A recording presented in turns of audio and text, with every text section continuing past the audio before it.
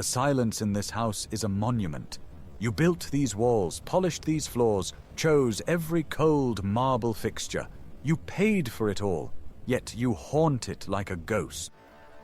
A spectre of your own success. Every award on the mantle, every expensive piece of art, feels like a tombstone marking a part of you that died. You remember the beginning, the hunger in your gut, the drive to build, to create, to provide. It felt noble.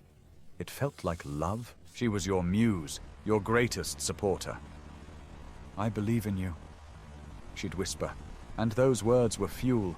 They were the wind beneath the wings of your ambition. So you worked. You bled for it.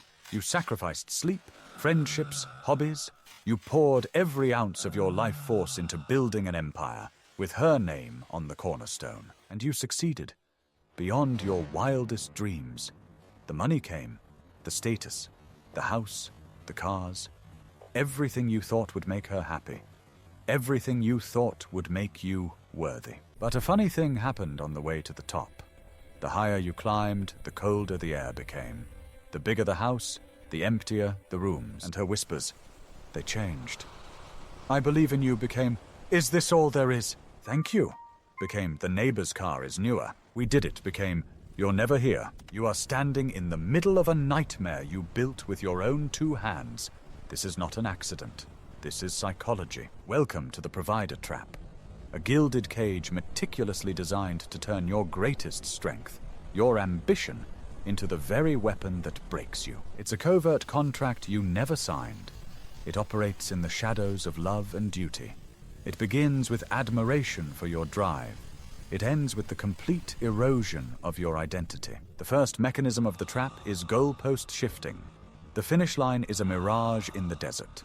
The moment you reach it, it vanishes and reappears further away, higher up, more impossible to reach. You buy the house. She wanted the garden. You plant the garden. She wanted a view of the ocean. You build a castle by the sea. She complains about the sound of the wave. The purpose is not to achieve happiness. The purpose is to keep you running. An exhausted man is an easy man to control. The second mechanism is emotional starvation. Affection, praise, intimacy, they are no longer freely given. They become rewards.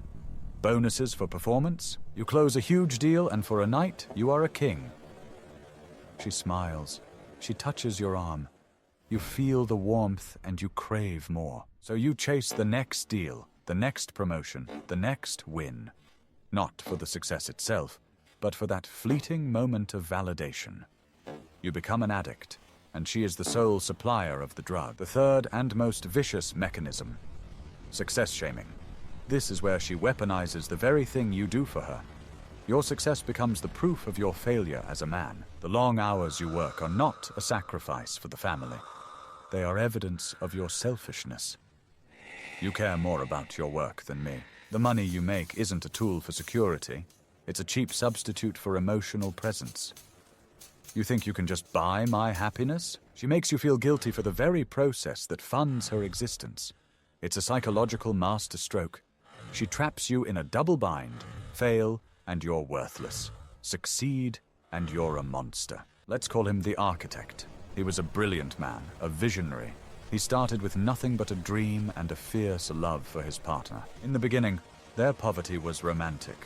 They were a team, fighting the world together. Every small victory was a shared triumph. He built his company for them. Every late night, every missed dinner, was a brick in the foundation of their future. The first major success was a new apartment.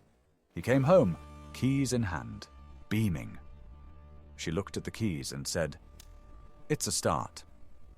The praise was hollowed out, replaced with expectation. Next came the business expansion. It required travel.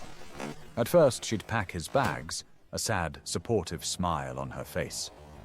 A year later, she'd leave them by the door, a silent, stony indictment. He bought her the dream house, a sprawling Gothic estate with gardens and a library. He found her one day in the cavernous living room, crying. "I'm so lonely here," she said. It wasn't a plea, it was an accusation. He had given her a palace, and she called it a prison. The fault somehow was his. He started to break. He was a machine designed for one purpose, to fill a void that was unfillable. An abyss of need that widened with every success he fed into it. The trap is not about money, it's about power. By making you the sole provider, she outsources her happiness to you. It becomes your responsibility, a crushing weight. When she is unhappy, and she will always find a reason to be unhappy, it is not her failure to find joy. It is your failure to provide it. Your identity is boiled down to a function. You are not a partner, a lover, a friend. You are a resource, a human-shaped ATM. And this is the deepest, darkest truth of the provider trap. She doesn't resent your absence, she requires it. Your constant striving is what funds her lifestyle, her freedom, her very identity, which is often built in opposition to yours. You must be the boring, absent workaholic, so she can be the vivacious, unappreciated soul. Your exhaustion is her peace. Your sacrifice is her comfort. The trap is perfect. Your success is the fuel, and your destruction is the byproduct. The breaking point is quiet. It is not a shout. It is a moment of chilling clarity. One day you look in the mirror. You see a stranger with tired eyes and an expensive watch that feels like a manacle. You don't recognize the person you've become. And you realize the pedestal she put you on was never for you to stand on. It was a platform for her to take from. A stage for your slow, public execution. The love you thought you were earning was just leverage. The support was an investment, and she has been cashing out, piece by piece, taking parts of your soul as dividends. So what do? How do you escape a prison you built? You stop building. You let the goals shift into oblivion. You let the demands go unanswered. You withdraw the currency she values most, your relentless, self-destructive effort. There will be a storm. An extinction burst. She will rage, she will cry, she will accuse. She will use every tool in her arsenal to pull you back into the machine. This is the test. You must anchor yourself in the truth. Your worth is not measured in invoices paid or square footage owned. It is inherent. You must learn to say no. Not with anger, but with the quiet finality of a closing tomb. No, I will not set myself on fire to keep you warm. The provider trap preys on the nobility of the masculine spirit, the instinct to build, to protect, to serve. It corrupts that instinct into a form of slavery. To escape, you must reclaim your purpose for yourself. Build because you love to build. Create because it is in your soul to create. Not for applause, not for validation, but for you. Stop handing over the keys to your kingdom. Stop letting your success become the very weapon used to dismantle you. Reclaim your soul from the gilded cage.